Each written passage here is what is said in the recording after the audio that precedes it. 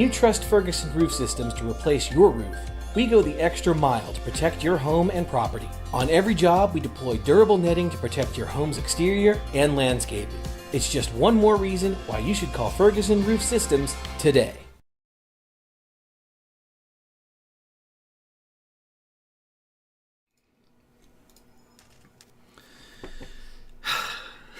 I'm exhausted. I don't know about you. I'm exhausted. Those Cowboys, man. So close. Yet so far. So yeah, the Cowboys didn't quite make it, but that's all right because you're here and we are going to talk about the weather, of course. We've got some big things coming our way. So thanks for tuning in all across Facebook world, YouTube, Twitter, Rumble, etc. So we come to the right place. I've been looking at data for the last 2 hours to where my head hurts. So, all right, you know what? Hey, it's part of the fun. I enjoy it. It is going to be exciting. You're going to see a forecast which does have a lot of snow on it. So there's a little quick preview. So get ready for that. Also, as I mentioned, usually in most of these broadcasts, if you are having trouble getting notified when I go live on Facebook, alternatives are, of course, to jump onto Rumble and YouTube and Twitter because they'll notify you. And on Facebook, you can change notification settings under where you follow a page. So we go to where you follow my page, and there's settings in there that you can change it to get notified when I go live all the time. Versus what Facebook did as a default, which is never, which makes no sense to me. Also, as an alternative, you can click that link I just posted, and you can get live notifications in your direct message from me on Facebook. Just make sure you re-opt in every so now and then. You'll hit the button that says Manage Messages. If you don't, it'll eventually drop you off after a few tries. Okay, with all the housekeeping said and done, we're giving everybody time to roll in here. Probably a bunch of comments all over, and questions and concerns, Let's get on with it, shall we? All right. Big picture. Take a look at it. Now, this is the jet stream pattern shown in the water vapor loop. So this is the satellite viewpoint that we can take a look at it. And I like to use this sometimes. We have big systems coming in because you can pick them out. This is a little counterclockwise spin right here is our upper level low. And this has dropped out of the Pacific Northwest, is now coming into here. It'll dip down across here and then zip across North Texas into Oklahoma as we head into Tuesday. So that is our big weather maker. And this is how you can also track it when you look at the pretty pictures. Now remember, the brighter the colors, the stronger the lift. So as we move into time, and to make this through, as we head on into Monday night into Tuesday morning, there it is across western Texas. So you can see how the influence is already making its way in Oklahoma. Look at all that color popping up across our neck of the woods during the day on Tuesday. So it is a direct hit. I'm liking it. Then moves into Arkansas and Missouri by Tuesday night and Wednesday morning. And then it is out of here. And then we still have some stuff coming down the line after this. But let's not, get you too excited. Let's just focus on the present. All right, so here's a look at underneath that 500 millibar layer to the 700. Where you see the bright colors of red is indicating we're going to get a lot of heavy precipitation. So this is Tuesday morning at 6 to 7 o'clock. And then that kind of shifts into most of the state by mid-morning into the afternoon. You see a lot of colors here. Then down south, it goes nuts for severe weather and stronger storms along I-35 corridor. So they're going to get some heavy rain in Texas out of this. And then the heavier pockets of red here showing a lot of lift in the atmosphere for Tuesday afternoon. And here's Tuesday evening with the low wrapping around. So at this point in time in the pattern here, the low is kind of tracking here. So it kind of goes from here, zips through, zips here, zips here, and zips here. So on the back side of the low is where you find a lot of the heavy precipitation. So it kind of focuses in a counterclockwise fashion. That's where you really get the heavy snow axis in that band. So you want to be on the northwest side of the lows that tracks through. But needless to say, that's Tuesday evening. Look at that big bright purple. That's nuts over here in eastern Oklahoma. That means some serious snowfall rates. I mean, you can talk about 2 to 3 inches per hour kind of rates. That's nuts. That'll move on into Arkansas and Missouri. So that's why they got some heavy snow expected for that area. And it's all said and done. So that's the timing in principle. All right, now we'll look at a couple of different models out there. This is the Icon model. The takeaway from this one is it's gotten a lot more excited with a lot more snow than rain. The last few runs of it has been kind of real iffy. It's been back and forth, the rain and snow mix. Latest data here for the Tuesday afternoon and evening time frame is a lot of snow across Oklahoma, very little rain. But does not mean we're going to have rain at the beginning of the day. Because I still think the models are a little overestimating the transition time, but it will happen. So here's a look at the timing for us Here across the body of the state, we're starting off, here's about 3 o'clock in the morning on Tuesday. Then we get into 4, 5, 6 o'clock in the morning. There you see southwest Oklahoma toward Elk City by 7 o'clock in the morning. The metro dry at this point in time, but not for long. There's 8, 9, 10 o'clock on Tuesday. Now, here's 11 o'clock. So you see the blue here moving into our region, but also the light rain out ahead of it. So again, the blue is the snow, the rain is the red. Now, I will say this, the models will have a tough time in the transition zone in this region here. So I do expect mostly rain. I wouldn't be surprised to see it go back and forth from rain to snow for a couple of hours here across like the 11 to 1 o'clock hour before it should transition over to all snow, especially each hour after that. The probability goes higher and higher to where it's saturated at 100% probability of snow. All right, so that goes to the midday hour along I-35 north and south. You can see Tulsa for the afternoon, still in that cold rainfall, so no snowfall expected for you until about 5 o'clock. Here's 4. Again, I think the model is about an hour early, but it's still close in the ballpark. But by 5 o'clock, I think you'll be transitioning over to snow in Tulsa, if you haven't by that time already. Otherwise, all snow here in central, southwest Oklahoma. And where you can see these little darker blue areas, that's just where the model's really dumping out heavy snow. And again, that's because of that 700 millibar lift I showed you where those colors turn bright red and purplish, right? So there's 6 o'clock in the evening, still snow to beat the band from northwestern Texas. Yes, Dallas-Fort Worth, you can get a little bit of snow mixed in with this. It will not accumulate. It'll be wet, big flakes, and melt probably as it hits the ground. Again, more snow up around the McAllister area. Heavy stuff at that. Heavy snow in southern Oklahoma. Again, through 8 o'clock, still some heavy snow in this region. Again, it trails off to the light to moderate stuff once you get up here to north and western parts of the state. But you can still see a lot of snow. My goodness, this is 11 o'clock at night. It is still snowing. So this is a good 6 to 12, let's just call it 12-hour snow event across the bulk of the state. And, you might have snowfall rates that are, flurries to as much as maybe 2 inches per hour in some times of the day. And might be brief bursts where you get a 3-inch hour rate. It may not last the whole hour, but that's just how heavy it could come on down. Now, as I head into Wednesday morning, so you got some flurries on into northeastern and central Oklahoma, but the system itself has pretty much left us behind, and everything kind of quiets down, and it's all said and done.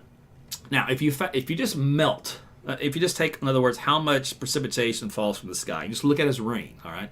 We're about 7/10 here in Oklahoma City, 6/10 in Tulsa.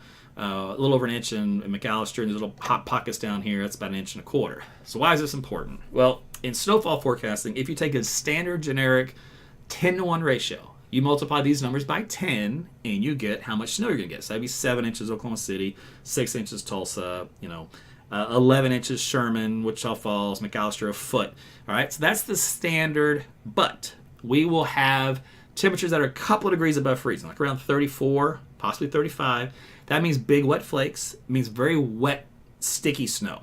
But it also means a snow ratio that's a little lower, so more like an 8-to-1. So that means we have to shave a couple of inches off what would be these numbers if we're just going to do a simplified.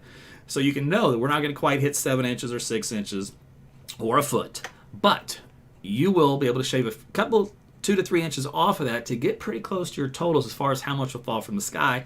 And then the question is how much melts. And we're going to show you the reason for that as well. All right, here's a look at let's just zip through. By the way, Monday, here we go. In the morning, cold, typical, blah, blah, blah.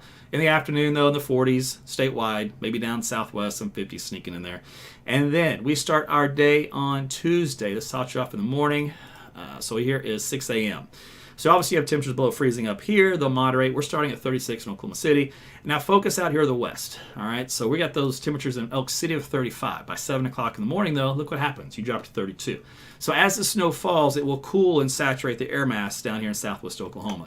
So watch how the number turns from like these little light colored greens to this dark green. This dark green is what you're going to pay attention to. So look how this dark green, here's the leading edge of it, kind of nudges in little by little. That's 10 o'clock in the morning. Now here's 11, and we drop down around 34. So I think, again, here in Oklahoma City, we probably bounce between 34, 35 degrees, and it probably bounced back and forth from rain and snow for a little bit. If I'm wrong, it would just be all snow earlier on at lunchtime versus just some more of those wet, liquid, cold drops.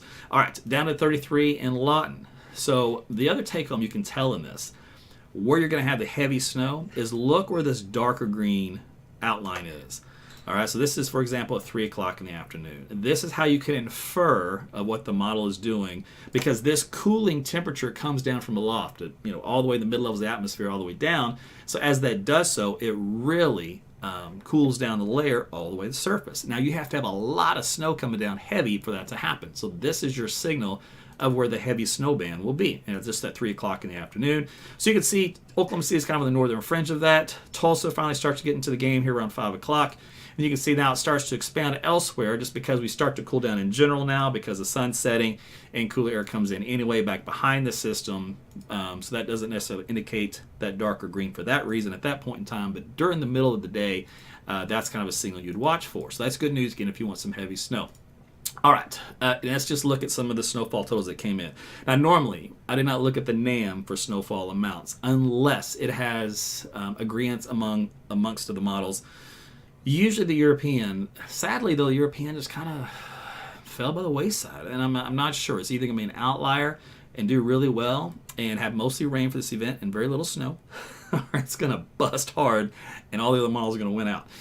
I'm leaning more toward the European busting. Sorry, it's not infallible. It does falter. But anyway, so here's the high-resolution NAM, which just has 9 inches of snow. There's 7.5 McAllister. In fact, did I go out far enough? We are in through Wednesday at 12 a.m. Let me just go to 60 hours out. That way I can get all of it in here through Wednesday, 6 a.m. Okay. All right, so there's the NAM. There's, again, pockets down here close to 10 inches, Lawton 8 inches. Now, keep in mind, some of this will still melt, so you're still not looking at the full totals in here, and this does not include melting from ground level temperatures. The American model has just come in this evening, and it's still kind of going with the same idea, same trend. The only difference from last night, the night before when I talked to you last, is that the northern fringe of this line kind of came up from about here to now here, so it shifted north. And I'm going to show you an interesting output from the SREF here in a minute. If we look at the Canadian, it also shifted the heavier bands up here, kind of in this zone. So if you remember, last night it was kind of in this zone here, right, for the heavy stuff. And you can see a little jog in the path of that storm track means that 100-mile shift north and west, just crazy amounts of snow can move around. And that's what makes a lot of this very difficult in forecasting days out, even 2 days out. We're still obviously having a little bit of difficulty. But again, the trend here is for higher snowfall amounts on all models. So let's just look at the SREF. This is our high resolution model, which I like to use for snowfall events. I want to take you back in time. All right, this is where this ends. Let's see, we're at midnight Tuesday night. Let's go to 60 hour. Let's see, what do we got here? 12Z Wednesday morning. Okay, so 6 o'clock Wednesday morning. The whole system's pretty much over with, right? Okay, so focus where it has the amounts and the track, right, of where the heaviest snow. Now we're taking it back from yesterday to today. So that's the one run. It runs again. All of a sudden it boosts amounts. Now widespreads it. Starts boosting amounts again on another run. Boosts amounts on another run. And boosts amounts on the other run. So the trend on this high-resolution data is to really crank the snow, but it also does something the others don't, and that is shift it to the northwestern part of the state versus that southeastern part. So it is an outlier, which concerns me, but the outlier has been very consistent and the number's been very high. Again, I think we're going to still have to take a couple inches off this for melting, but man, if we still get 6 inches in Oklahoma City, that's crazy. That's good. That's a good snowstorm. Not a whole lot of wind with this event, so it's not like a blizzard type situation or anything. Let's see, like I mentioned, the European was much more lame. That's a better way of saying it. In some of the data earlier this morning, though, it still had about 3 inches here in Oklahoma City, 2 for Tulsa, and the hot spot still from the older data set of Arkansas and eastern parts of Oklahoma down here in south. Here's 6 inches there. Again, that's up between 6 to 8 in this little area. So it's not too far off. I don't want to bash it too much. It is in the ballpark. Now, if you do blend all the models together and we take a very conservative approach of the models, this is kind of what you get. So this would be if you're like, okay, what's the worst case scenario? The littlest amount of snow we'll get. This is your map. It can't be less than this. So it's got 2 to 3 inches of snow here in the greater Oklahoma City metro area.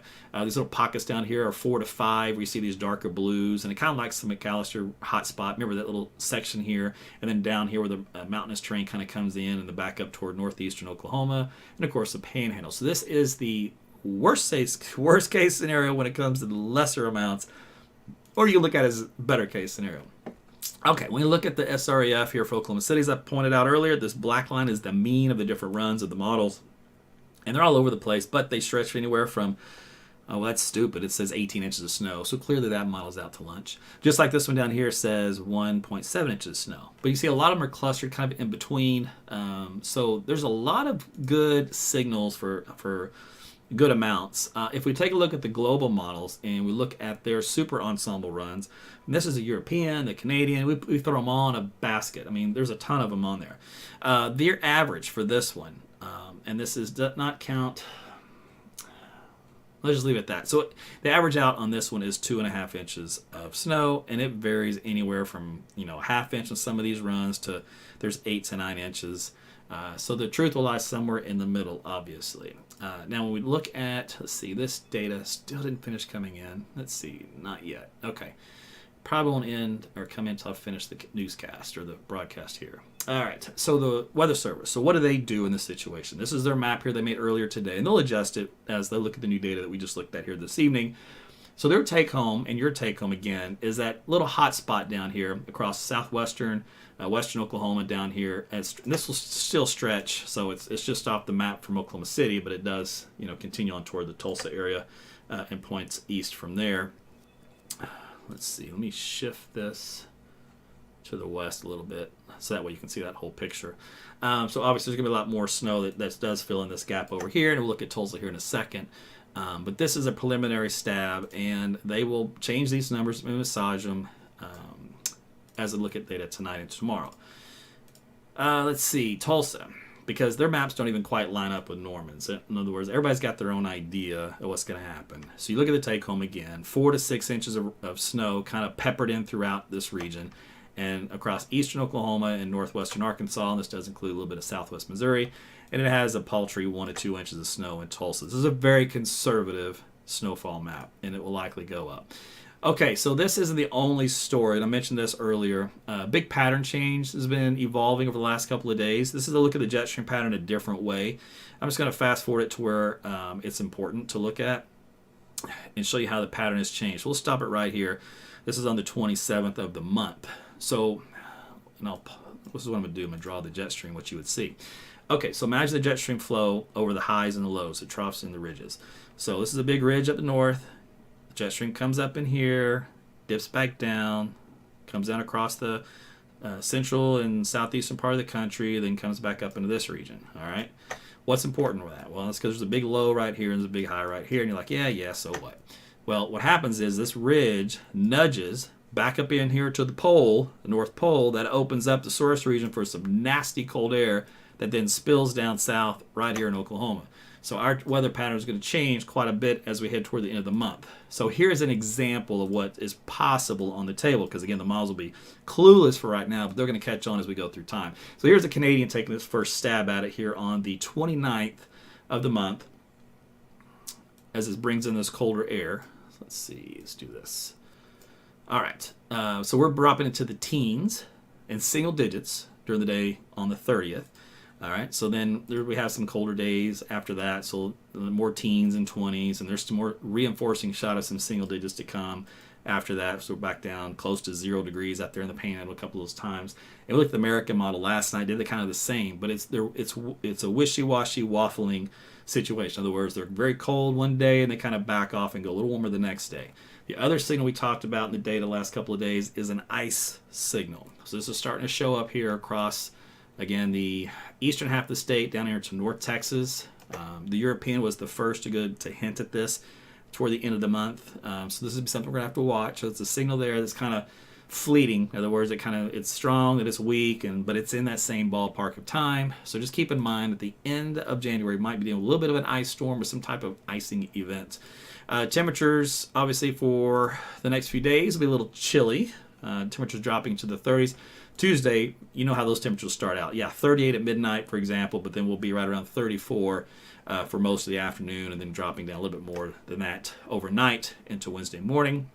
It will rebound, so any snow that is out there should obviously probably half of it melt on Wednesday, then the other half of it, on Thursday. Then you have some trickling in the shaded areas, there's always just a little bit that hangs on, struggles to hang on after that. But our snow here never usually lasts too long as we're in a pattern like we're in now. You get a snowstorm and then you get the Arctic air that moves in, sticks around for a long time, but not in this particular pattern. So that's good news. Now, as I mentioned, kind of ignore these numbers here on the extended from the 29th onward. Too much variability in the data. It could easily be the complete opposite of these numbers and go very cold. Some models had actually pretty warm. It's just they don't know what to do with it yet. All right, so multi-state road conditions. If you go to my website, airandtotalweather.com, you click on, you can just on your cell phone or on your computer. You go to the weather data tab and you scroll down here to where it says multi-state road conditions. Because I'm already getting questions left and right, and I'll address the snow issue here itself. But first off, soil temperatures. We're into the mid 40s, so it's very warm, even 50s down here. That will cool, yes, but not cool enough. So what happens is, in this case, a lot of the roads are fine, especially the majority of the event in the early stages. At some point, if the snow rates get too heavy, like 2, maybe 3 inches of snow an hour, they will overcome the melting underneath, and you will get snow that piles up on the roads just for a little while. And at that point in time, things will be a little tricky for you. So what you can do, depending on when you have to leave, where you have to go, Oklahoma road conditions map is here. It'll show you pictures all over. You can click on as you're driving around to see if there's any trouble. Same thing here with this little local view of all these little street cameras from everything is ODOT is put out, and that's all over the state, not just Oklahoma City. Kansas is on here. If you guys up north, Missouri's on here. Of course, Colorado, and there's Texas, and there's Arkansas as well. So check out this. This page gets hit a lot, and for good reason, during events because, obviously, kind of important, right? Okay, so let's see here. Let me do something real quick. You can do it. There we go. All right, so that's what I have for you. So if you're just late and you missed all that fun stuff, oh, you know what? Hold on. I was going to summarize it for you in like a minute or so, but let me show you something else I wanted to show you. This is, I always like this kind of stuff because this gets into the nerdy weather geeky stuff. Okay, so let me show you. I'll start with Oklahoma City. We'll do the high res NAM. Okay, so let me zip on through here. Now, this is the forecast sounding profile. In other words, the atmospheric profile as we head into that time frame. And this is 8 o'clock in the morning on Tuesday. Here's 9 o'clock. Here's 10 o'clock. So the point is, we're going to pay attention to this 0 degrees Celsius line or freezing line, 32 degree Fahrenheit. As long as these two lines, which is the temperature and the dew point, are to the left, that means they're in here in the cold air. It's -5, -10, -20 degrees below zero. All right, this is all in the atmosphere, all the way up from the surface to the top. When it gets down here at the bottom, that's the key element. If it gets too far above zero, which means, in this, for the Celsius, we're looking at +2, +3. In that domain, it has a tendency to change over to rain instead of the snow. But right now, this particular model has it at the 32 to 34 sweet spot. Therefore, if you look at the panel here on the left, it is indicating we shall be cold enough for all snow. Now, again, the only thing I think the model's overestimating for this period of time is the transition window when that happens. I think it'll be more toward a full transition here in central Oklahoma around the 1 o'clock in the afternoon and then some hour versus like the 9 or 10 or 11. But I could be wrong. If I am wrong, that it's an immediate snow transition sooner and a lot less rain mixed in, and that means snowfall totals go even higher. But let's say I start it at noontime here in Oklahoma City. And then I check out the snowfall totals. We're looking at about a total of 5 inches of snow here if I do that. If we include the entire event, this little white line right here at the top coincides about 7 inches of snow, just off this one model, for example. And again, this doesn't include any of the melting. This is just what falls from the atmosphere. And the reason why we know it's going to snow so much and so heavy is we look at a couple of things here that I just love kind of pointing out. This stuff's just kind of fun. This level of the atmosphere right here, this little pink line you see here, this is the snow growth layer. This is right around 15,000 feet elevation. So that's where we form the snow and the clouds. All right. We have to have moisture, and this is the green scale up here. You can barely see it's off the map, but basically all this green you see in the time frame right here, boxed in over that snow growth layer, that's all moisture. Saturation anywhere from 70 to 80, close to 90% saturation. So that's good. It means you have a lot of moisture to work with. All right. And it's in the right layer of the atmosphere. Then the final ingredient.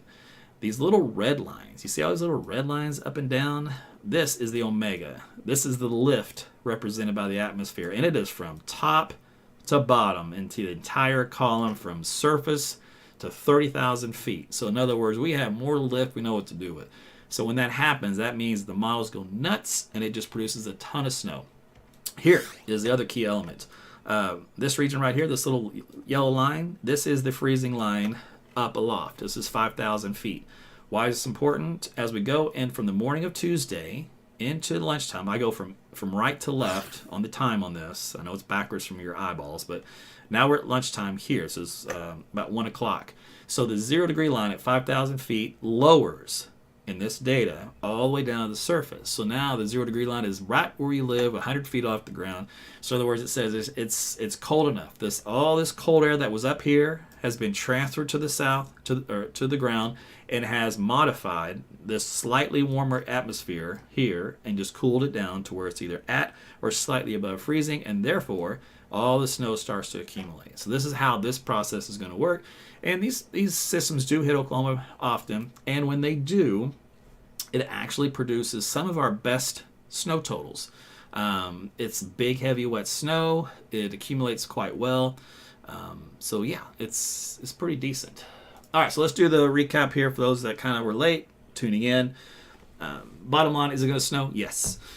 Is it going to rain? Yes. So should start as a little bit of rain and just transition to snow. Here in central Oklahoma City, I'm looking at the full-fledged, it stays snow, does not go back to rain at all, probably by between 1 to 2 o'clock. I think by then it should be all snow.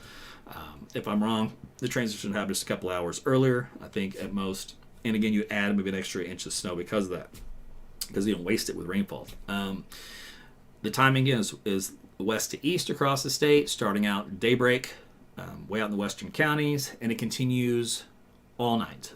Tulsa and eastern Oklahoma, you guys don't get your transition over to snow until late afternoon. So probably 4 to 5 o'clock is when that would happen for you. Otherwise, it's a cold rain until then. Amounts, because the track of the upper low, it comes through North Texas and then into southeast Oklahoma for the center of it, and all the heavy snow is usually just on the north and west side of that low, and then extends outward north and west from there, so it kind of trails off. So that means the heaviest trail of snow still looks to be from just south of Oklahoma City Metro down like Ardmore, kind of in that little window, all the way up through McAllister toward Fort Smith, south of Tulsa just barely. Kind of in that range. So there's going to be a feast or famine where you're going to get, it could be 9 inches of snow in that one band. But it's going to be hard to measure because you'll have to measure it instantly, very quick, and it'll melt as it's falling, some of it. So I don't know if we'll ever actually get a true measurement of those numbers, because we're probably going to melt a couple inches pretty quick due to the ground and road conditions. But then it should start to stick. And then after that, it all stays until it gradually melts in the next day on Wednesday. So if you're traveling, I don't anticipate any immediate travel concerns until probably late afternoon and evening, when the snowfall amounts are their highest, when the sun starts to set, and it's just been snowing too long, too heavy, and that overcomes the melting from the roadways underneath. And I think that's when you're going to have a little bit of trouble. And it may only be for a brief window of time. Otherwise, the ground temps are going to keep trying to melt it pretty quick. So it's not like it would last for hours. We're talking, again, you have to have a really good heavy snow rate, 2 to 3 inches an hour, and it would be just for that period of time. So half an hour, maybe an hour tops. So if you're doing some traveling, what I'm trying to say is I think you're going to be okay. Most places of the state where you've got to go. That's how I see it. So in other words, I envision a lot of wet roadways, but at times I can envision a snow-covered roadway just for a little while, and then it cleans back up. But it doesn't take much, during that period of time to get some accidents. You just got to be careful, obviously. You got to use your brain on that. Let's see. And then my website, again, AaronTotalWeather.com. You can look at all of those cameras, all right, across the whole state. No matter where you live, and you can say, okay, let's go click on a camera. I got to leave in 30 minutes, or I'm supposed to leave in an hour. How the roads look? They're just wet. And there's snow on either side of the road. There you go.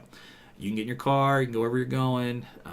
You got to go somewhere else. Pull it up on your phone and do the same thing. And again, that's how you can know if there's any trouble where you're going to go. It'll show if there's any road closings or if it's slow. And of course, Google Maps and stuff like that, they'll they usually turn the color of the roads yellow or orange or red or whatever if traffic's moving real slow there, and that usually indicates an accident. It gets the burnt red. But you guys already know that just from daily driving. I'm trying to think if there's anything else I wanted to bring up. You guys in Arkansas, let me give you a little extra love. And you guys in Dallas, let me give you a little extra love. Because I broad brushed both of you because there was so much to get through, and I wanted to cover the majority of Oklahoma with the data and the details. All right, so let's zip back in here into Oklahoma. And let's kind of hit the timing of this first, and then we'll do the amounts. All right. So I'm in Arkansas right now, far eastern Oklahoma. Okay. So your light rain there moves in around the midday hour. It does have a little peppering of some snow, kind of mixed in those higher elevations up there in northwestern parts of the state. And then after 5 o'clock, it really starts to transition over. So there's 5, 6, 7 o'clock. So from north central Mountain Home to Conway back out to Hot Springs and Minna, that's where you're going to get your good amounts of snow along that line and points north and west. And then by 8 o'clock, 9 o'clock, it's getting close to Jonesboro. Otherwise, still northwest Arkansas seems to be the place for most of the evening with this event. So it kind of just barely grazes Little Rock. And then, of course, it all moves out Wednesday morning. As far as snow totals go for that, real quick, let's see what the model thinks on this guy. And remember, you'll have to subtract at least 2 to 3 inches off of this for melting. But there's 8, 7, 8, 9, 6 to 8, 5. So there you go. So the worst probably travel situation, like I mentioned earlier, we get these really heavy downpours of snow. Snow rates is in northwestern Arkansas, maybe northeast Oklahoma, towards southwestern Missouri, kind of in that little triangular area. Is probably going to be your best shot at seeing something like that. All right, let's go down to North Texas, because there's going to heavy snow in North Texas also, around Weatherford and Abilene, north and west from there. So you can see how it's feast or famine. So Weatherford seems to be the cutoff. So once you go north and west, it goes up quickly to several inches. By the time you get to Wichita Falls, you're up to around 7. And then 8 down west and south of there. Dallas-Fort Worth, yes, you're looking at a dusting of snow. That's all I can promise you. And again, that will melt. So when you see it, take a picture and put it in on your wall so you can prove it actually happened. If you wait too late, it'll melt and you can't prove it at all. All right, otherwise, you see that hard line in the sand down here in southeast Oklahoma, Paris, on that deal. All right, and your timing for that, let's go check you out for that deal. Should be late afternoon, evening on Tuesday. So let's see here. All right, so there's a heavy rain moving through Dallas during the afternoon hours, and then your wraparound chance of snow. There's 6 o'clock. So there it is, 7 o'clock, 8 o'clock. You're on the tail end, the very southern end of the action. There's 9 o'clock, 10. Now, keep in mind, and this is how dumb this is, but it is what it is. Remember, that upper low that's moving through, as it looks now for the track that it's now, if for whatever reason it shifts 50 miles north, you know what happens to that snow line? It completely misses Dallas-Fort Worth. So that's how frustrating forecasting those exact tracks can be when it comes to snow. Because then you get people really upset. Hey, it didn't happen. But if you go about 30 miles up the road, you run into it. That does occasionally happen around here. All right, let me think. I think all the other data has come in. We had already looked at the American model totals that it came in, and it had shifted a little bit more to the north. I'll go back to this guy here.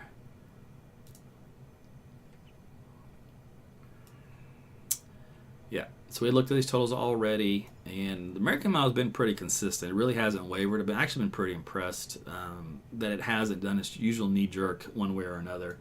The only thing it's really done is kind of massage the placement a little bit, but it hasn't been by much.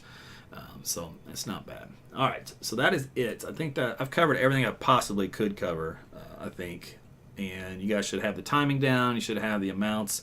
Remember, you got to subtract a couple of inches for the melting. Otherwise, it's a decent snowstorm. It's not a blizzard. It's not a life-threatening thing as far as it's sticking around for days and everybody's buried and all that stuff. It's typical Oklahoma snow. It's here one day and it's gone. A lot of it's gone the next, and the next day after that, it's a lot of it's gone. It's not much left to talk about.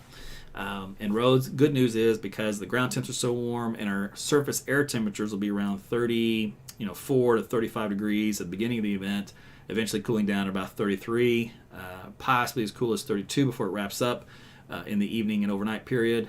So basically right at freezing. At that point, like Wednesday morning, you might have some slippery spots on the roadways when you head on out to work. But that's probably going to be out. And that'd be mostly confined to bridges and overpasses, of course, which your crews will treat those as usual because they've got all that stuff just sitting around waiting to use it. So they might as well. Let's see. Anything else I'm missing? Again, my weather app, AT's Weather to Go. Make sure you grab it. Apple and Google Play Store. It's free. You can track the winter weather on that. It'll give you the radar in color coded. So for snow, it changes colors. Let's see. It's also got access to my website on there, aarontuttle.weather.com, or you can just go directly on your phone, mobile browser, or on your PC, and you can look at the road conditions and a bunch of other stuff that's on there. Let me think. Anything else? I know I'm thinking about something I'm missing, but I won't remember it till it's too late. All right. So as far as when I'm going live again, I will be at the office tomorrow, so I will probably do a live in the car. So we'll go old school. That usually happens like around a quarter to noon to 10 minutes till noon. We'll talk about 10 minutes. So I'll give you a quick summary on that. See if there's been any big changes in tomorrow morning's data. And then we'll do one more live tomorrow evening about the same time around 9:30. Look at the new set of data, see if there's anything that needs to be massaged. Otherwise, I haven't had to really change my thought process in any of this, which is good since late last week. So knock on wood. There hasn't been any dramatic needs to adjust, so is what it is. So it's going to be something to enjoy. All right, well, that's it. You guys enjoy the rest of your evening if you're going to be staying up. If not, you're about to head to bed. Sweet dreams. We'll see you tomorrow. Take care, everybody.